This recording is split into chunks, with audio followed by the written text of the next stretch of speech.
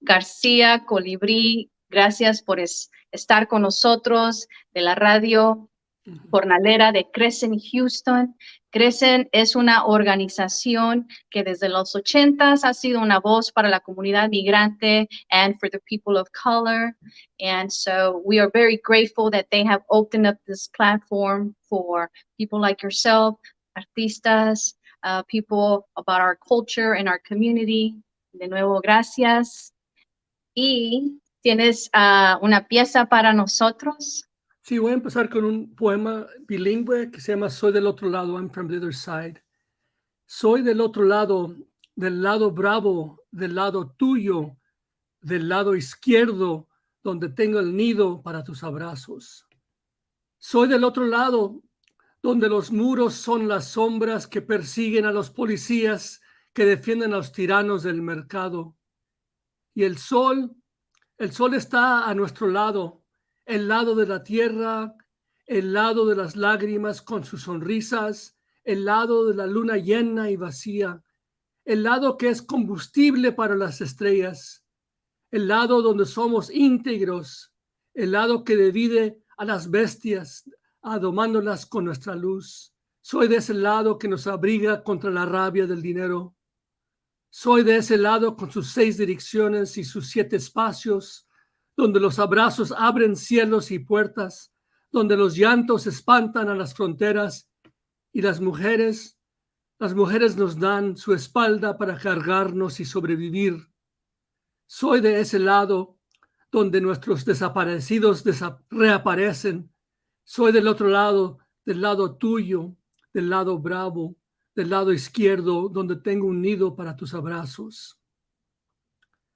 I am from the other side, from the side of the Rio Bravo, from your side, from the left side where I have a nest for your arms. I am from the other side where the walls are shadows that chase down the police that defend the tyrants of the markets. And the sun is on our side, on the side of the earth, on the side of sorrow with hope, on the side of the full and empty moon, on the side that is sustenance for the stars, on the side where we stand and where we are whole, on the side that divides the beasts, where we tame them with our light. I am from the side that sustains us against the rage of money. I am from that side with its 6 directions and 7 spaces, where our embraces open up skies and doors, where our cries threaten borders, and the women give us their backs to carry us to survive. I am from the side where our disappeared reappear. I am from their side, from your side, from the side of the Bravo, from the left side where I have a nest for your arms. Soy del otro lado. Hermoso. Qué hermoso, Colibrí. And how beautiful to hear la palabra en 2 idiomas, ¿no? Qué bonita es nuestra gente al expresar su arte, al expresar su verdad. That was beautiful, man. Thank you. Thank you. So, who is Arnoldo? I have something to read from here because I don't want to leave anything out. And then después vamos a entrar a la plática.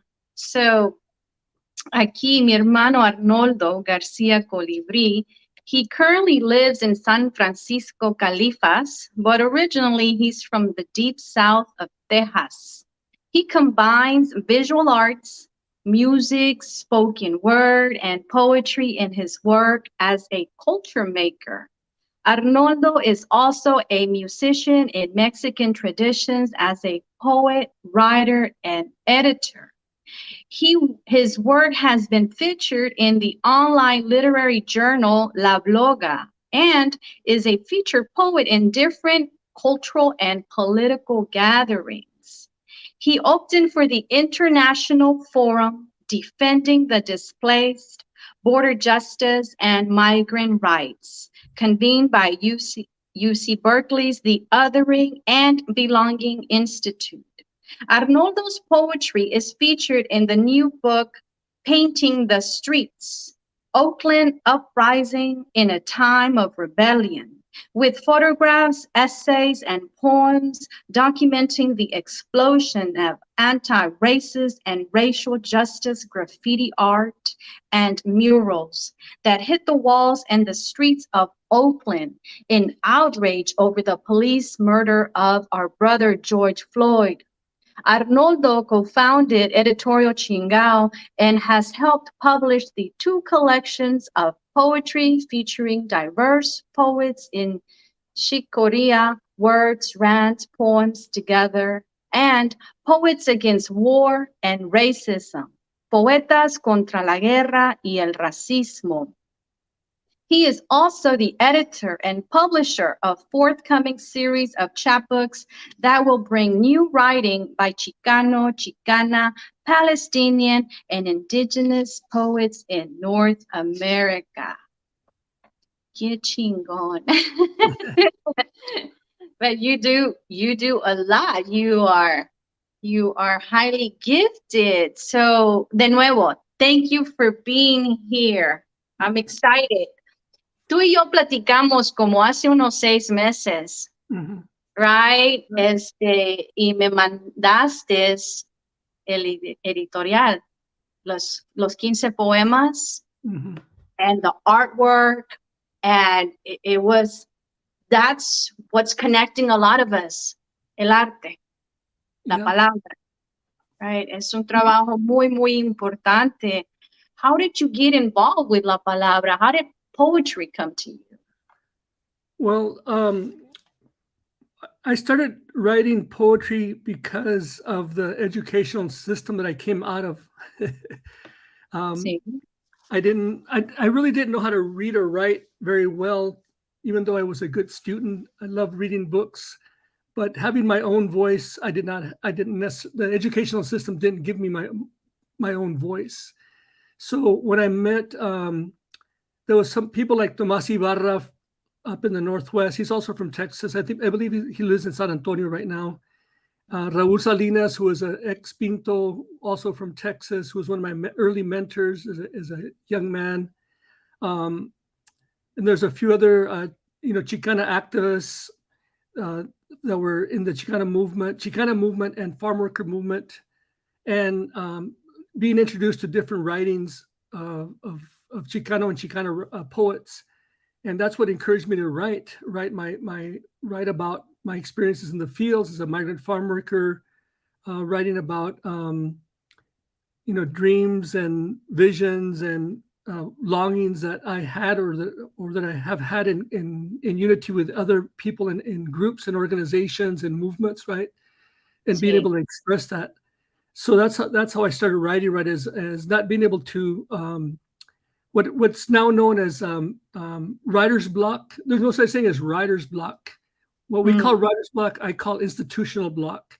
Is that institutions want us to write a certain way for them, as opposed to we write, and then the institutions just have to just accept our own words as they are, not, you have to learn how to write grant proposals or reports or newspaper articles, but sometimes as our community can't write because the institutions block their creativity. They say, this is the way music is supposed to sound. This is the way poetry is supposed to sound. This is the way story is supposed to sound. This is the way you're supposed to write, right? And I said, no, the way we write is the way we write. The way we speak is the way we speak. And it's known as self-determination, right? That once you learn how to speak for yourself, how you say it is up to you. How you do it is up to you, not to somebody else telling us. No, you have to organize this way. You have to start a nonprofit. You have to, go to the city hall, which you may or may not do, right? You might go to Congress, you might go to the state legislature, but that's not the only way we can get what we need. And it takes a lot of effort for us to get to work together, right? And get to know each other and be able to form a permanent relationship. So a lot of the people that I mentioned, I have permanent relationships with, that nothing's going to break them up. Even if we disagree, we fight with each other. What is permanent is that we want freedom and justice and liberation for our communities. And it takes many different ways. And sometimes it takes the shape of a small poem that can inspire other people, inspire me to do things, right? Because it's not just about our words. It's really about our actions, and our words follow our actions.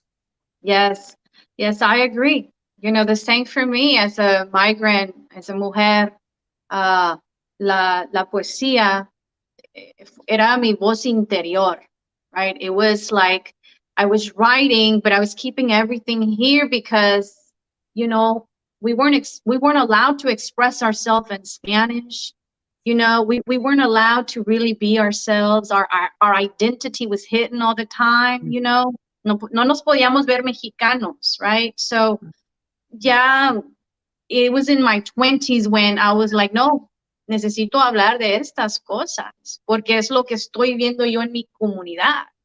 These are the experiences of my parents. These are the experiences of my people all across, the US.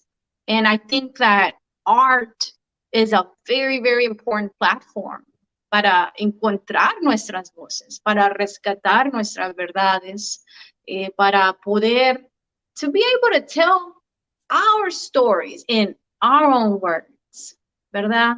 And Exactly. one of the things that I love talking about with our guests is our beautiful migration journeys, ¿verdad? You mentioned earlier that you're a farm worker. If you would love to share with us de dónde son tus padres, where were you born y en dónde te encuentras ahorita? Tell us about that. Bueno, my origin family is from Michoacan, and people from Michoacan started being imported to work in the U.S. beginning in the 1880s, and they were used to build the railroad system from Mexico into the U.S. So if you look at Mexico at a certain point, it has two bodies of water, but everything went like this north. And Purepecha Indians were used to build the railroad systems into the north, and then they were imported because my ancestors and my descendants are experts in agriculture, taking care of seeds, taking care of the soil. So then they were brought in also to cultivate the land, to really make major contributions to what we now know as U.S. agriculture. Yes. So in that, right, we have all our little stories are very similar, right? So that my grandfather and his father helped build the railroads, and then they were brought in. They started working in the Southwest in the fields and in other light industries, and then they were also the major suppliers of guest workers. So guest workers in the U.S. are not recognized, right? Without the guest workers, without the braceros, the U.S. would have lost the war against fascism in World War II. 5 million Mexicans were imported to work, whereas an equal number of soldiers were sent abroad, right? And it was braceros that fed the nation during the war. And it was also braceros, jornaleros, what we would call them now, right? Who also women and men who worked in the light arm industries and in the factories, in order for the U.S. to be able to win World War II. Without the braceros, the U.S. would have lost World War II. Nobody recognizes that, and braceros are. So that there's a connection. So much know, right, that 3 out of every 5 Mexicans in the U.S. are from Michoacan. I think it might be a little bit smaller, but it's 3 out of 5 Mexicans are from Michoacan in the U.S. historically, and continuing being, from the southeast of Mexico. So in the roots, right, the first generation was my great grandfather and grandfather that came up into Texas, into different parts of the Southwest, and then another branch started going into the Midwest, and then finally. Some of us were being born on the U.S. side. A lot of us born on the Mexican side, and we were really binational, multinational families, right? Because a lot of us were also marrying into other communities, and eventually like my family has constellations in the Midwest, the Northwest, and the Southwest, and along the border and in Mexico, and that's because I came from a very big family. There was over 12 of us. 6 brothers, 6 sisters, and we all worked. We all caravanned, and then as people got married, we had even larger caravans. We moved around.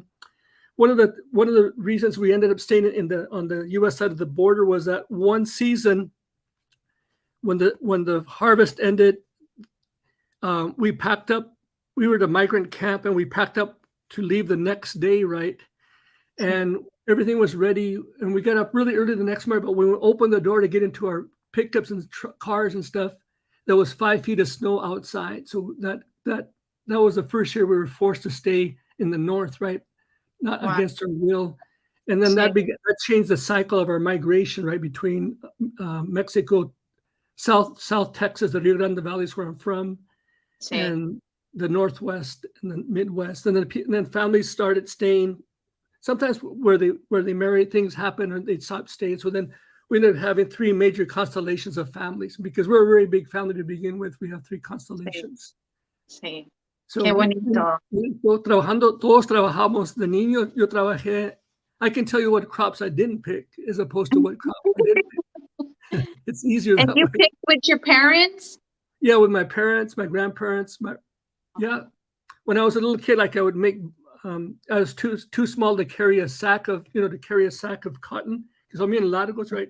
To pick, and I would just pick little mounds, and then the adults would pick up the mounds and put them in their sacks. So, Yeah. tuviste la oportunidad de trabajar con tus padres, ¿no? Tus jefes, y también te dieron la oportunidad de tener tu educación, ¿verdad? Sí, una cosa que me salvó fue que como era el más joven, eso me salvó de algunas jornadas, por ejemplo, durante las cosechas, que en lugar de ir a trabajar 18, 20 horas al día, ¿verdad? Que así eran las jornadas. Yo Sí, trabajaba en la mañana y en la tarde, después, antes y después de la escuela, y eso no le tocó a muchos de mis hermanas y hermanos, ¿verdad? Que tuvieron que salirse de la escuela. Y era trabajo sí. duro, ¿verdad? Porque muchas veces las maestras y los maestros no sabían que llegábamos, nos dormíamos en la clase y nos decían, son flojos, pero ellos no sabían que habíamos trabajado 4 horas, nos habíamos levantado a las 4 de la mañana, habíamos trabajado 3, 4 horas antes de ir a la escuela y luego vamos a trabajar 4 o 5 horas hasta que oscurecía después de la escuela. Y eso era durante las cosechas, ¿verdad? Y los maestros no sabían, nomás que estos mexicanas no son No les flojos. gusta la escuela, son flojos, no les gusta Y no leer. sabían que íbamos bien No, cansados. no, es que el migrante, el trabajador, el estudiante migrante is it's a whole nother student. It's a Yeah. whole nother person. You know, we have to evolve and we have to adapt. But that's what makes us, you know, earlier you were talking about the fields and like yo me estoy imaginando, you know, our gente out there, you know, with música, right? And so you're also a musician, ¿sí? Yeah. ¿Tocas la guitarra? Toco muchas guitarras, jaranas, charangos, vihuela, casi cualquier cosa que tenga cuerdas, menos los violines, porque es difícil de tocar con un arco. Pero sí, en mi familia todos éramos músicos. Ay, qué Mi, hermoso. mi abuelita era una música muy buena, tocaba piano, guitarra, cantaba, sabía tocar música clásica. No sé cómo aprendió, ¿verdad? Porque no sabía leer. Self-taught, maybe self-taught, Ya, ¿verdad? O lo self aprendió viendo a alguien. Sí, sí. Wow. Y ella me hizo estar en mariachis, aprender la música tradicional antes de aprender blues o jazz o rock and roll. Ella no quería que tocara música, no quiero que toques música eléctrica. Y yo resistía, ¿verdad? Pero ella tuvo la palabra, tuvo la razón, porque sin eso no hubiera podido aprender todo lo que sé ahora, ¿verdad? De música, que puedo tocar Tu música abuelita, tradicional y música no tradicional. sí, tu abuelita. Sí, mi abuelita, la que dijo, So, tu abuelita te estaba like enseñando, you know, about our culture, right? yeah, La yeah, música. She was inspiring. Uh, that's beautiful. yeah. Porque así es como like nos comunicamos a través del canto, a través de los instrumentos, de la danza, storytelling, ¿verdad? Yeah. Este, Ella sabía cuidar plantas, sabía cuidar semillas, sabía curar gente, sabía curar bebés, era partera, era, era una curandera era healer y sí, artista. y artista. She Yeah, was an artist and a healer. That doesn't surprise me at all, you know, because our people son una hermosura when it comes to expressing themselves. And you're describing this woman con mucha sabiduría. qué bonito que tuviste la experiencia de tenerla.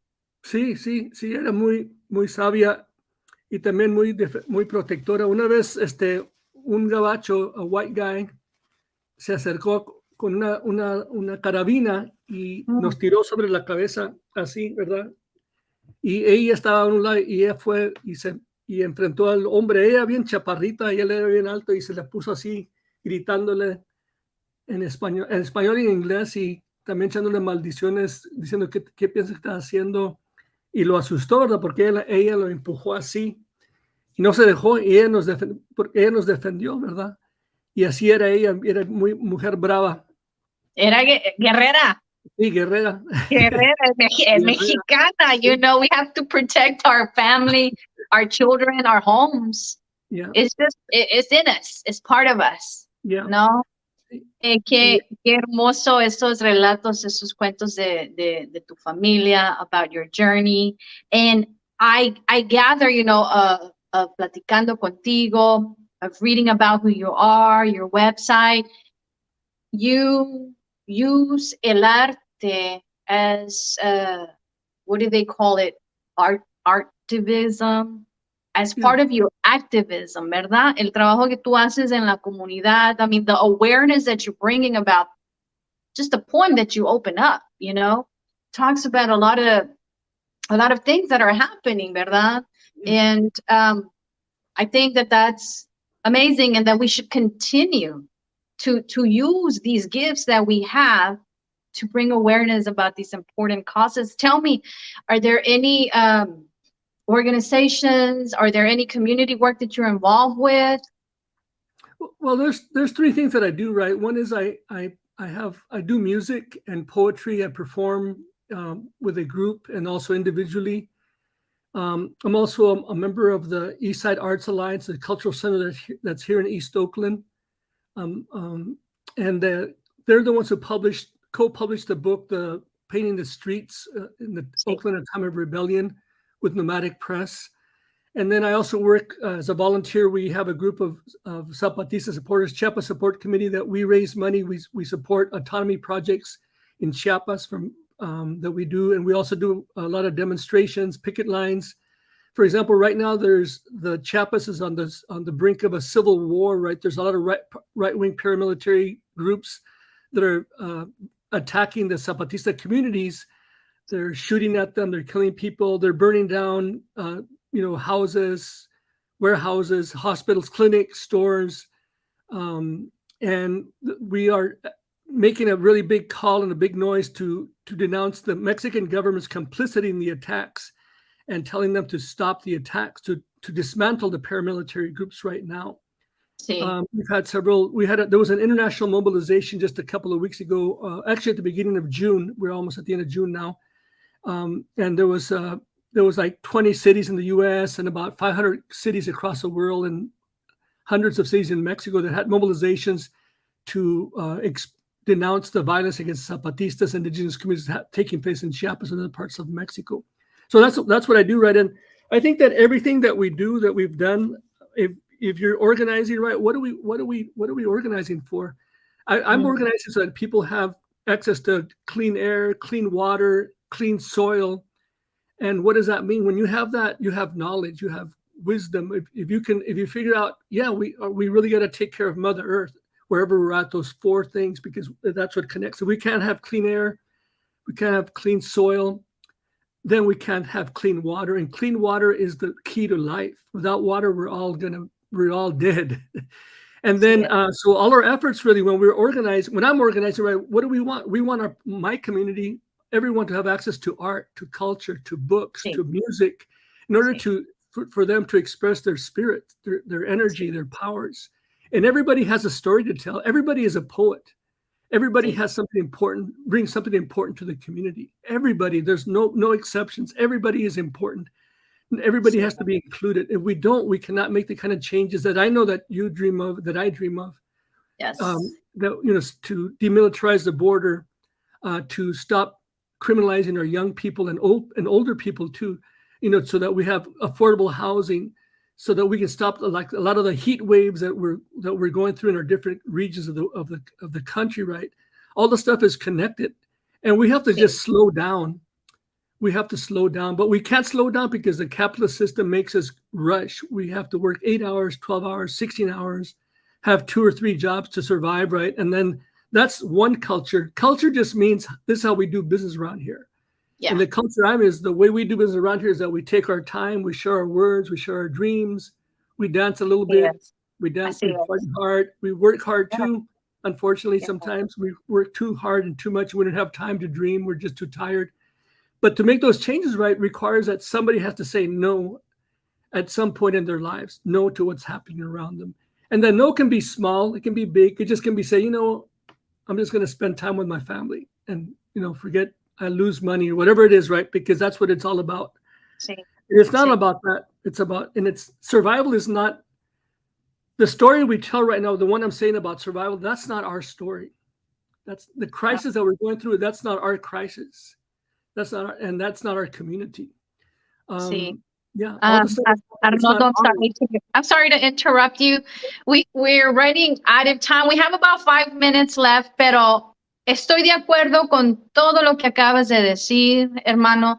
El trabajo que tú haces como persona de comunidad, como artista, también eres maestro. Uh, I thank you. We need more people like you. You're right. We get trapped in this society that is not our society. No, we must find ourselves el equilibrio. Yes, we have to work to provide, pero it's okay to descansar. It's okay to pasar un tiempo con los hijos, con la familia. It's okay to tomar tu fotografía, cantar tu canto, escribir Mhm. tu poesía. I mean, we have to find that balance. Y antes de irnos, nos va a regalar otra pieza. But tell us, how can we find your work, your palabra? How can we support your work como poeta, como editor? Where can Yeah. we find your work? Well, I do have a website, and if you just Google my name, Arnoldo Garcia, Sí, is one way, and it'll pop up. The other one is just called Art of the Commune. That's a longer okay. one. Arte de la Comunidad. Sí, También y la organización de los de que apoyan a los zapatistas. Chiapas Support Committee. Y así también, if you put it in the website on Google, Ujú. también sale Chiapas Support Committee, Comité de Apoyo a Chiapas, y sale nuestro trabajo ahí. Tenemos un blog muy bueno de información y acciones que uno puede hacer para apoyar a los zapatistas y también para conectarnos acá en los Estados Unidos sobre cuestiones de justicia y paz. Sí. Hermoso trabajo, sigue adelante, hermano. Thank you again for sharing the space with us. Regálanos más de tu palabra.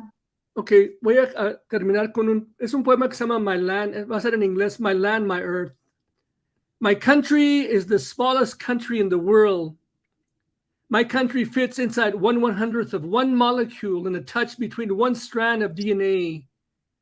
My country has room for everyone, for every European, every Chinese, every Mexican, every African, every Indian, every Asian Pacific Islander, every queer, every nomad of the earth, every two-legged, four-legged, crawling, burrowing, winged beings. They all fit in my country. Everyone is welcome, everyone. I'll happily give you my country as long as you promise not just to take care of her, but to let everyone live in her in peace, in garbled flags, in borders without pigment, borders with human pores, to breathe freely, to live breathing. My country is everyone, is everywhere. My country is small, bothers no one, invades no one, drones no one, doesn't stamp your passport, doesn't ask for identity documents. My country lets you be, lets you exist as yourselves, lets you determine who you are. My country has no borders other than those of humanity to humanity. My country has no armies, no prison, no police, no homeless. No one suffers at the hands of other humans. My country is all the colors, the clash of colors, the contrast, the muddy blends, the stark yellows, the pink sunrises, the red of your tongue. My country fits in your veins, fits in the bat of an eye, welcomes you to our bodily paradise. You can have my country if you want. It is already yours. Walk slowly, take your time. My country is in no rush. Peace and freedom take their time. Rest a bit, get up, work. work hard, party harder. In my country, even the dead get a turn to dance every now and then. There are no regrets. There's only life and its mortal pleasures. In my country, oh, in my country, you would be ideal. You would fit right in like you always lived there, like your ancestors had been buried there. As a matter of fact, I would encourage you to bury your ancestors here, to bring your ancestors here to my country, to bury them here, take care of them here, take care of my country, take care of our country, where every living being fits, where my country is so small that everyone fits. And in one of her pores fit all the suns and the moon. My country, you and me, Tonatzin. Eso, colibrí, eso. Trazo Kamati. Gracias, Gracias. hermano. Gracias.